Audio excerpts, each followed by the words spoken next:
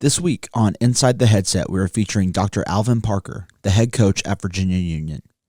Coach Parker discusses his rare sustainability in the coaching profession and his passion for the AFCA. If you like this podcast, make sure to follow us wherever you get your podcasts. And don't forget to subscribe to our YouTube channel to watch new episodes each week. Now, let's get inside the headset with Coach Parker. Coach Alvin Parker, Dr. Alvin Parker, how you doing? Oh, well, man, I appreciate you having me on. Yeah. Always. No doubt. I was, we were talking a little bit beforehand. I totally forgot. It's awesome the podcast has been around as long enough to say I had you on about 4 years ago.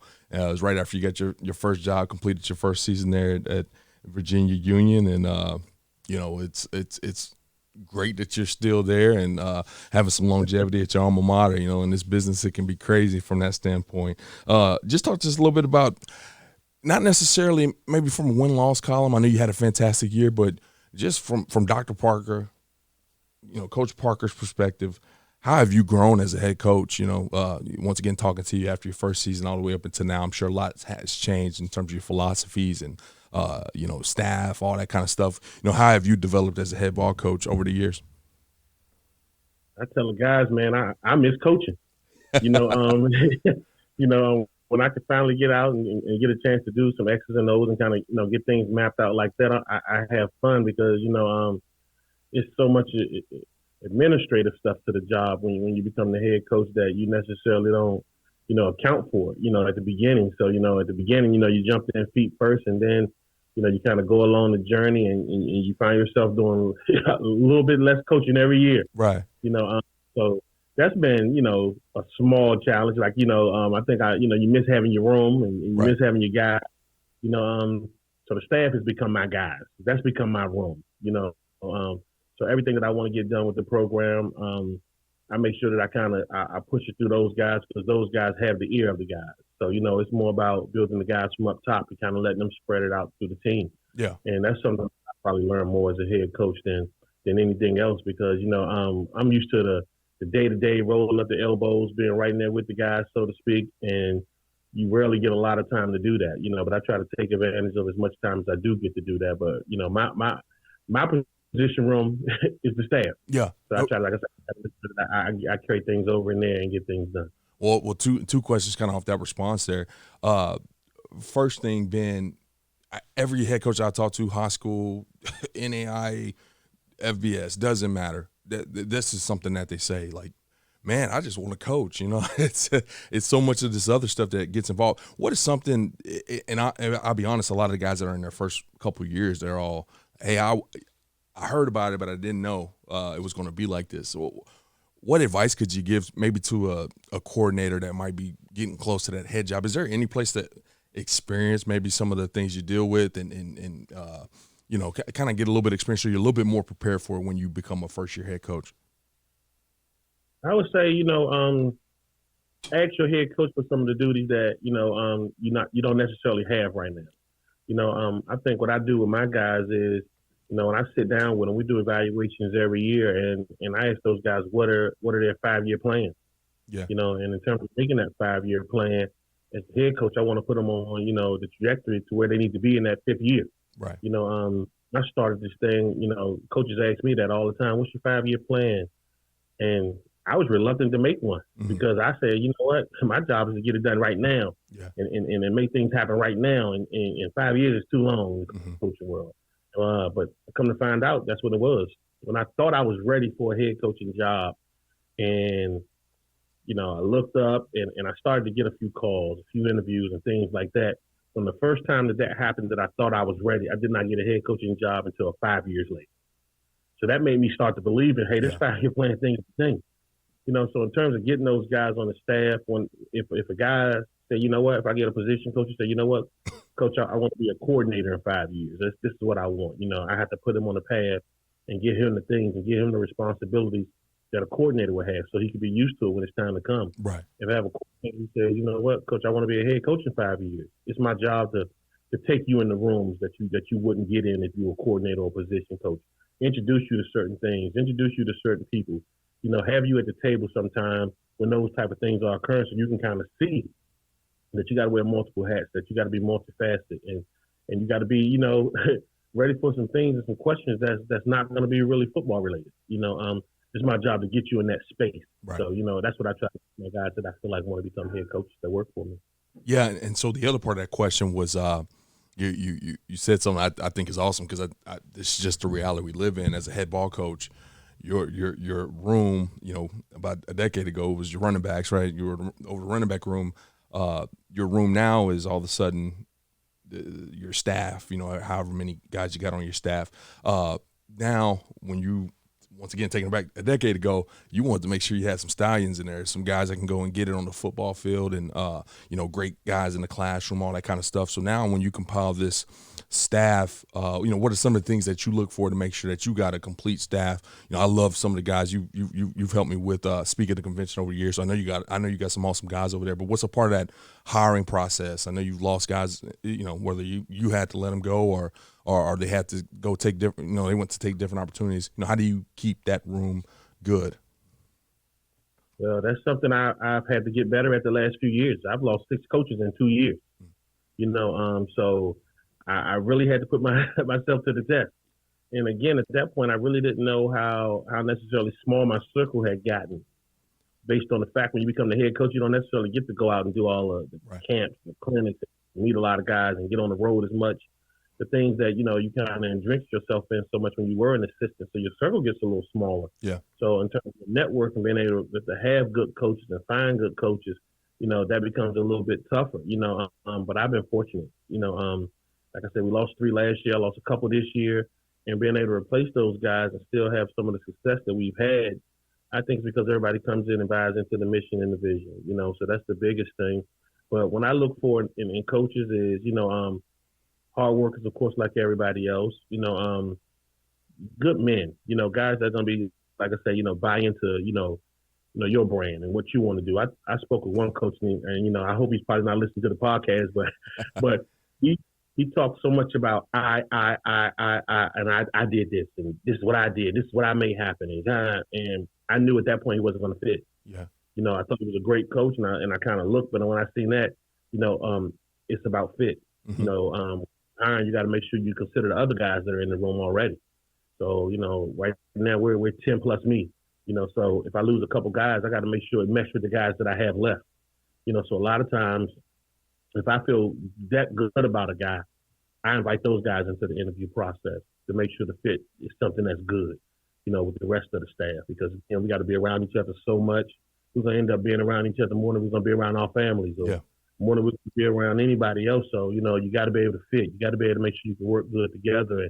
And that's something that's big for me. You know, I think everybody knows football, and we have enough combined years on the staff that, you know, we're going to get through any situation when it comes to the coaching aspect of it. But I got to know that when you're in that room by yourself, you're a great teacher. You're going to push over what we want. You know, I got to know that, you know, hey, when you leave me, you know, and you get out of here, you're going to be a person that's going to be somebody that's going to carry my brand as the head coach on. They're going to say, you know what, you know, and it's going to help you too, because, you know, when you leave out of here, I feel like I'm going to do enough to get you to where you want to go. Yeah. Yeah, no doubt. I love that you pointed that out. You know, obviously, you know, been an ambassador for the AFCA myself, you know, working for the AFCA. I always want to have this picture perfect world of the coaching industry, but I've had 2 years that I can distinctly recall. One at the very beginning of my career, one kind of in the middle of it, where I had a guy on the staff that nobody really vibed with, and it just created such a disruption in the vibe, and it trickled down to the players, you know. And the Dylans weren't directly with myself by any means, but at the same time, I mean, it was always the oddball in the room, unfortunately, at times, and it just made things difficult. So I love that you pointed out, like, hey, we spend more time in this coaching office than what we do with our family. And if we don't have that synergy, if we can't come there and talk about things without getting, you know, in our feelings and arguing and stuff like that, it gets a lot difficult, man. Well, next thing I want to kind of talk to you about was longevity. Obviously, longevity and coaching at the collegiate level sometimes don't go hand in hand. But, you know, some people are fortunate enough to go and be able to maintain that longevity at specific jobs. And you've been one of those coaches. You know, you had multiple jobs where you've been there more than 4 or 5 years, which, you know, the average is way below that. What do you kind of attribute to your recipes for success to be able to, number one, be a head coach and stick around for a while. Number two, be an assistant and stick around for a while? I think coming along, what I would, the advice I would give to an assistant for longevity is to be known for something. I think we want to get lost in, being this guru and knowing everything. And I think you need to become the subject matter expert on something, So coming through, I was, so to speak, the subject matter expert on run game and pass protection. So anytime anybody kind of, and everybody needs that, So it was something that, I made sure I locked myself in becoming an expert at that. As opposed to saying, I'm going to be good in the pass game. I'm going to be, good in this and good in that, but I'm going to be an expert at this run game thing and at this pass protection thing. That's going to be that's going to be my thing. I think you become an expert at something. Yeah. That gives you longevity as an assistant, I believe. And I think, and just speaking from my own, travels and how I did it is I felt like I was an assistant that carried out my head coach's mission so much that he had to kind of push me because he knew I pushed his agenda so much. I made sure that whatever he wanted and however he wanted, if he said he wanted this, I made sure I did it like that and he'd be better. So anytime your head coach started to speak up for you, and I worked for some head coaches that they all told me, we hate to lose you, but it's time. You're ready. And it was simply because I carried out their mission so much. So I kind of make sure that that's something I look for when I start to, get to the point where I can hire guys and I can push guys onto the next level. Guys that have, taken my vision and taken my mission and say, Coach, we're going to drive this. It's going to be something that we push forward. I think that's what makes you a great assistant, and great assistants become great head coaches. Absolutely. Now, every time you talk about longevity, typically kind of tied into getting fired. Unfortunately, at least in my brain, but that's not always what longevity is about at a different position. Sometimes, you're just ready to go get a change of scenery or go take something a little bit bigger than that. On some of these stops where you've been there for a while, what either made you pass up on jobs or make you say, hey, it's time. I'm saying it's time for me to go look for something else. How does that transition kind of come into effect in regards to longevity? I think, and I hate to say this because it's not about this. Sometimes the financial portion plays into it a lot. We work in a business where even when it comes down to the student athletes now, almost like if the situation is right, the highest bidder might win. Yeah. I think I was put in situations that, I was always kind of taken, care of and the people that I work for showed me my value that way a lot of the times. Yeah. But in speaking of it, you got to do what's best, again, for your 5-year plan. Yeah. Your 5-year plan is something different than somebody else's, and I always thought that, timing is everything. Sometimes when you're doing well, people are going to notice what you're doing. And I think that's kind of been what's happening with us. We've done so well that people have noticed, so it's been able to get, some of the assistant coaches here jobs because we've just done so well. And it's taken them there.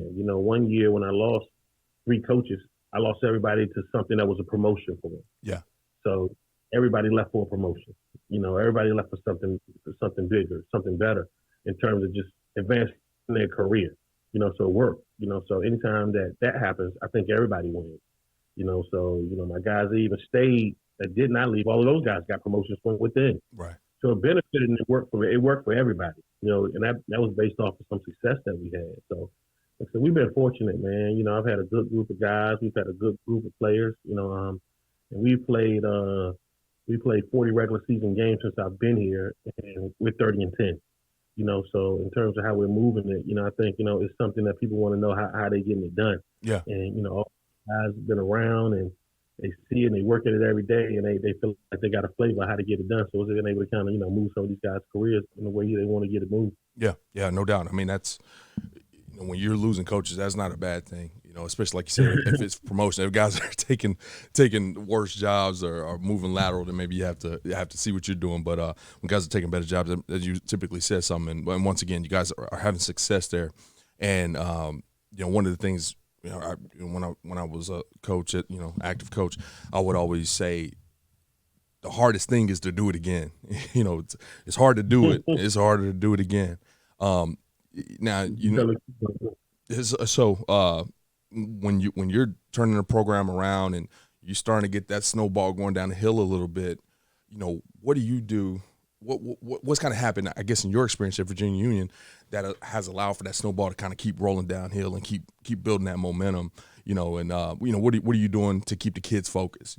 Sometimes kids get good enough and they're like, we're arrived. The hard work and some of the stuff that we did to get here kind of goes by the wayside a little bit. How are you keeping everybody motivated? I think even from the top to the bottom of the program, from the players to the staff, we work, on a tight schedule, and I think keeping those guys days and having them involved in the day so much and the coaches being involved in the day so much and us kind of being together so much, it leaves a little bit of room for error, I think. Yeah. So we use, of course, the NCAA model, make sure we don't keep them too much, but I make sure I get it all the way to the limit, yeah. In terms of that.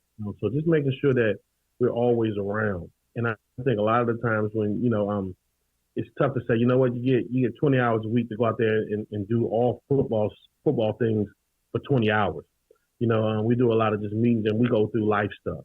We have a lot of team building stuff that, asks us questions about life and kind of put those guys in position. We have a lot of things that we do for these guys in terms of just, academics that we have in place. So I don't leave it, up to the academic team to make sure my guys are going to be eligible, my guys are passing. Coaches are in there, with the academic team. We want to see exactly what's going on. So I think those guys see us so much. We're so embedded with them. We walk through the dorms. We go just sit up in their rooms. Them guys see us so much that they feel like it's a situation where we care so much, and it's tough. And I knock on some wood that this transfer portal thing hasn't really affected me, in terms of having guys leave. And, so recruiting has been, an important part of what we've been doing, but the retention has been so great that, I think that keeps everything moving. So, keeping everybody here, making sure they have a good experience. And, it's my number one thing. Yeah, no doubt. Now, I know we all have our philosophies. We have this culture that we want to implement. I'm a huge NBA fan, and, over the past decade, you've seen some dynasties per se, Golden State Warriors, and I don't know if it was Steph Curry or one of those guys on the team, they were talking about how when they went back-to-back, it might have been Steve Kerr talking about this, when they went back-to-back one year, they were like, those two teams were so different. Yeah, you still saw Draymond, you still saw Steph, you saw Clay, but, it was so different. Each one of these years are different isolated football teams, right? They're all just a little bit different. How, over these 5 years, I know I kind of asked you this at the beginning of the podcast, what have you learned over these years being a head ball coach, but how have you changed, year to year? Do you kind of feel that same concept, like every team is different? Hey, you know what? They got the culture now and they need to focus a little bit on this, how to handle success. Where are you kind of at right there as far as your growth as a head coach in regards to these different teams you're dealing with every year? I think you make a plan and you stick to it. Okay. I think I walked the door with a plan, and we've stuck to it, and culture is going to be, that culture is kind of, what's going to get you over in that game in the fourth quarter where you're trying to find a way to win, those type of things, small things, but I'm big on culture. And when I say that, I just mean the way we do things and move as a team. Yeah. So, coming in, it was a little harder because, the previous coach's culture was a little different than mine. Absolutely. Not to say it was wrong or anything was wrong with it, his just was different. So in terms of that, so it took a while to kind of transform it over. But now, these guys, they'll mark me and say it before I even say it because they know what they know what the steps are. Yeah. They know what we're supposed to be doing. They know how we're supposed to be moving. They know how to what the time clock says and where to be and things like that. And that's come with culture, So it's created a dependability as well. I know that, hey, man, if things get tight, I can depend on all these guys because they've all bought into what we want, Right. and it trickles down. The coaches carry it out. There's not one person on the team that's going to say something different if anybody comes around here because they're going to know what the culture is. And that has gotten us to the point that I feel like, culture's won us at least 2 ball games since I've been here. Yeah. And coaches, can tell you how that happened more than anything, just doing the being in the right position, just making sure that you're following, doing what the program says do. That has won us a few ball games. So, you don't have coaches going to lose you a lot of them. Yeah, that's have good. You know what I'm saying? So, but it's put us in position, and it's grown.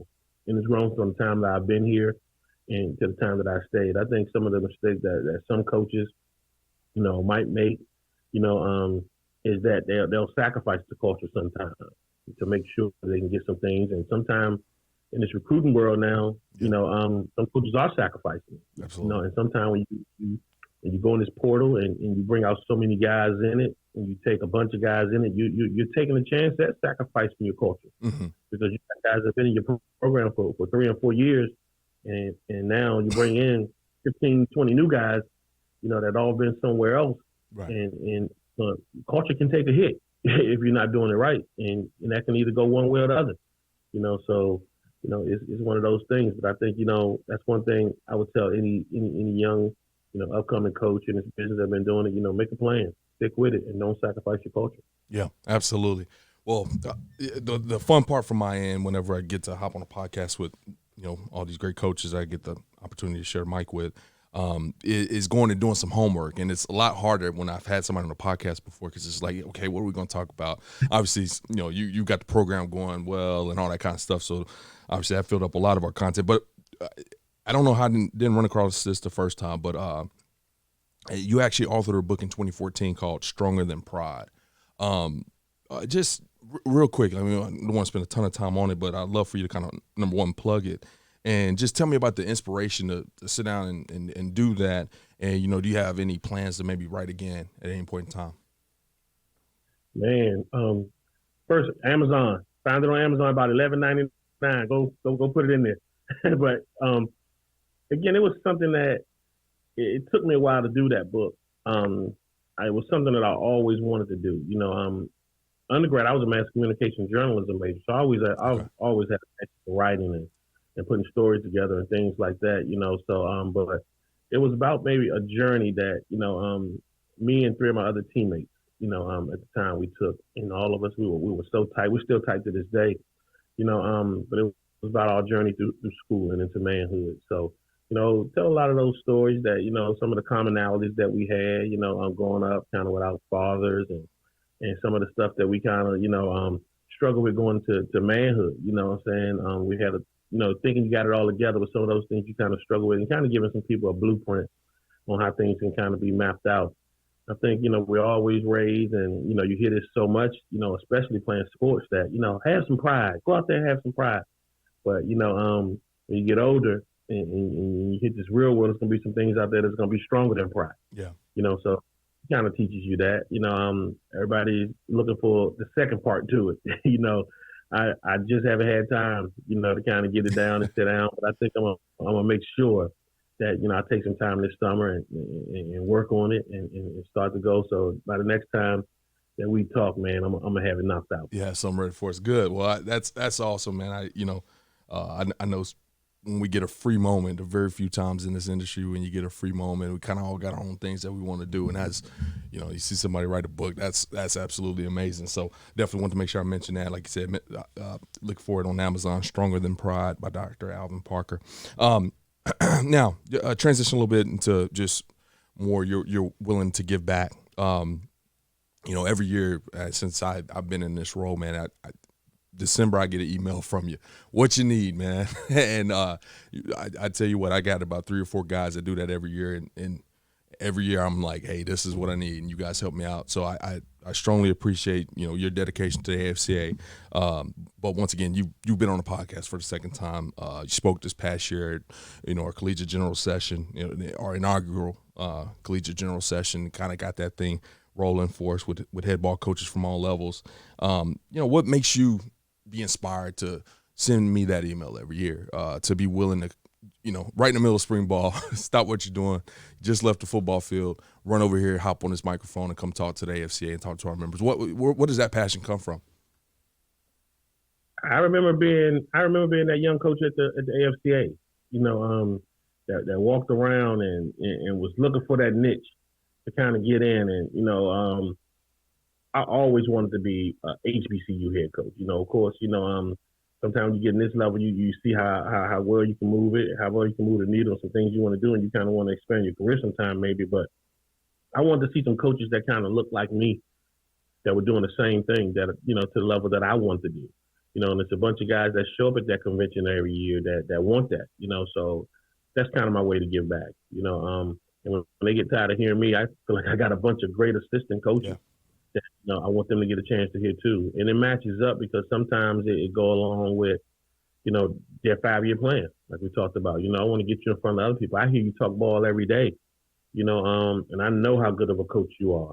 I want the world to know, so, I'm gonna make sure that if I can have anything to do with it, to get you a chance to present or to be in front of a crowd so they can see how much ball you know and see how great of a coach you are to do it, so I think it's that, more so than anything else. A couple of my guys move along this career ladder like they want to, and being able to present something that, that I think people want to hear, and give people a chance to kind of see it the way it's done at some other levels. I think the collegiate session that you guys put together this year was awesome because there's so many coaches that are working on the small college level that, want to hear, how can I get to this level in the small colleges?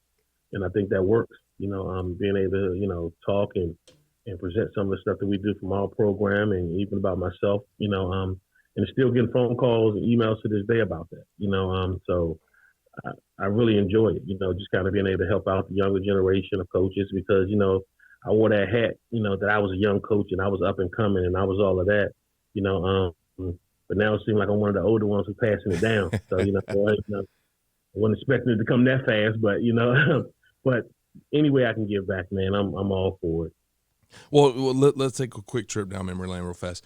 You said you remember being a young guy at the convention. I'm always interested in this perspective because I remember my first convention and I remember walking. It was in Dallas, and I was like, I really was wondering, could I make it in the industry? It was just so many guys that knew ball, and it was guys that I played for trying to get the same job I'm trying to get, and they got a 10-year head start.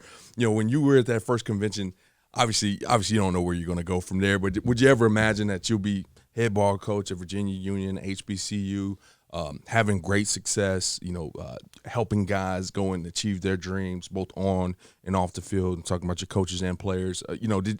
What were those kind of emotions in that first convention, just seeing how many people are in this competitive industry? Man, I believe my first one was probably the last and only one they probably had in Atlanta. Oh, wow. I never heard anybody talk about that one. Okay. So, and I remember, kind of being in there, and I'm, I'm trying to slip into, all of these Power 5 sessions, or what wasn't necessarily Power 5 then. Yeah. But they didn't call it. What we know now is Power 5, and just kind of listen to all these guys talk and listen to these great plans and kind of seeing that. That was nice, and to kind of see that, but it necessarily wasn't the trajectory I need to be on. I need to see somebody like myself. Yeah. And work that. And lo and behold, I did. At the time, when I went to one of my early on conventions, Joe Taylor was the president of the AFCA, and lo and behold, 20 years later, he's my boss, at the university. He's a VP here, and that's who I work under, and that's who hired me, who's guided me, and all of those type of things like that. But lo and behold, I look up, and the guy who I probably should have been paying attention to a little bit more, because he was sitting in a seat that, was, one with great responsibility, and one that, held so much esteem in terms of moving some things along for all college coaches, that I should have been paying a little bit more attention to him, but now I get it all every day. I just walk down 3 steps from my office and he's right there. But, those type of things, just being able to see guys who are doing what you're doing or getting to the level you want to get to, and being able to just learn from them kind of on a personal note. Yeah. I've made so many relationships just being there, shaking hands and talking to people and doing things later in the year, visiting them at their school. They visited me where I am, and kind of just talking ball and kind of getting those type of things done. That's been something that's been great for the AFCA. But I just remember being that young coach and looking around, got on my polo and walking around the exhibit halls, just looking, just amazed and just floored by the coaches that, you only get a chance to see on TV. Now you get to see them in person. and all of that. So just floored by that. So once I got out of that wow stage, I think I started learning some stuff. Absolutely, yeah. Been in all those first couple of years is a little different experience. Like I said, but now full circle, you're the guy that these young coaches are walking in saying, you know, I was on the elevator with Coach Parker. You know, he's got Virginia Union down there rolling. You know, that's got to be an amazing experience to be able to come full circle. Now you're that guy. You know, something I just wanted to point out here, especially with your passion for HBCU. You guys will kick off this year, if I'm correct, at the Black College Hall of Fame Classic, and that, I mean, that seems like a special. I don't know if y'all have done that before, but what does that mean to you? Just being a part of some of this HBCU, just historic stuff. I mean, if anybody know anything about HBCUs, getting invited to classic games are a big deal. Right. You know, so, we've had, a pretty good amount of success here to be able to, garner attention to be able to come to that game. So it'll be in Canton, Ohio on Labor Day weekend. And this is our first classic like that since I've been here. So it's taken us a while, a couple of years, but, we there.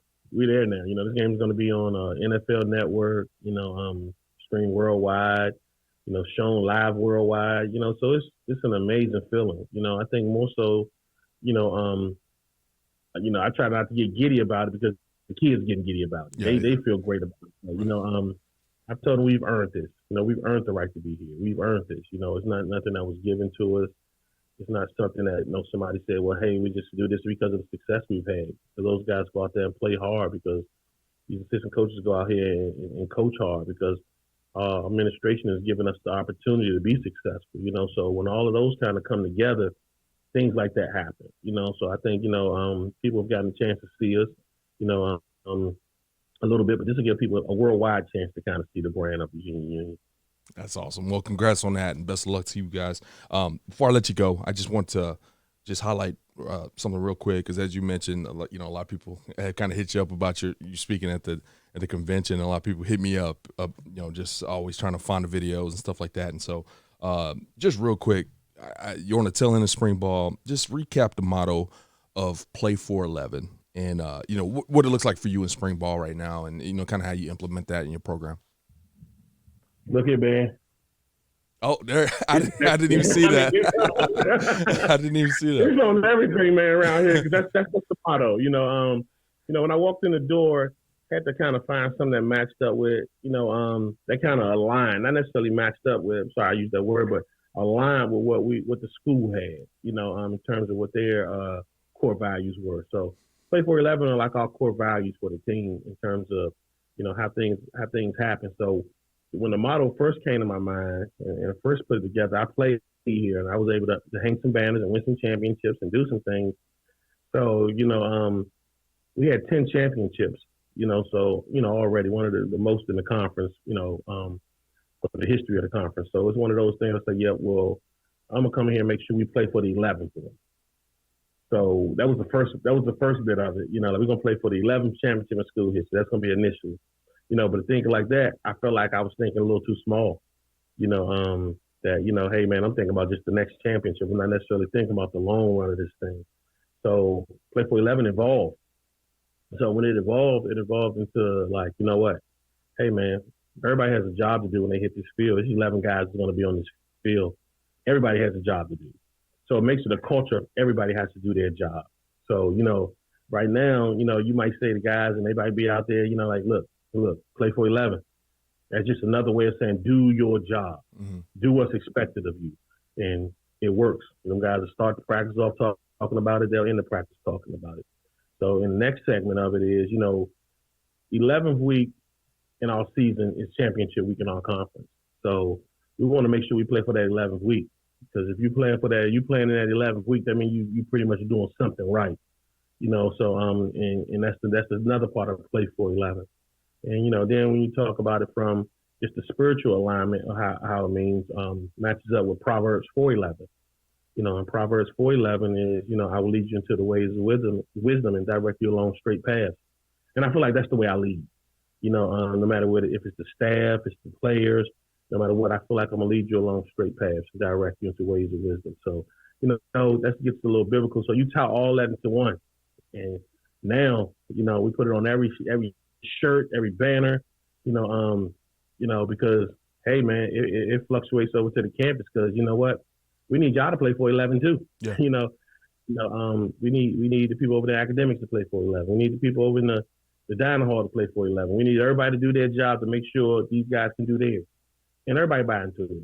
The whole university buys into it. You'll walk around campus and you'll see, because I buy a bunch of T-shirts and hand them out because I want everybody to know what this means. Yeah. It's on, so you get people doing the work a little harder for you because they got in that play for 11 shirt. They're like, you know what? I got to make sure we do this. We do this for the team. Well, I got to make sure we make this happen because everybody's buying it. Everybody's bought into it. So, it's been our motto and it's been working. So we're going to stick with it. I love it, Coach. I love the way it ties in just on different avenues and just kind of all comes together. And so, Coach, as always, it's a blessing to share the mic with you. I appreciate you. Before we hop off, if you're a social media guy at all, please feel free to share your Twitter accounts. Guys, keep up with your progress and your program's progress. Heck yeah, man. I'm at AP the Ball Coach. So, I'm pretty simple and easy to find. AP the Ball Coach. Just search my name, Dr. Alvin Parker. And then our team account is VUU_football. So, we do a lot of the program things, anything that we're having in specific clinics, camps, anything that's going to happen on the recruiting front, anything that our staff is doing or our players are doing, you'll kind of find it on there.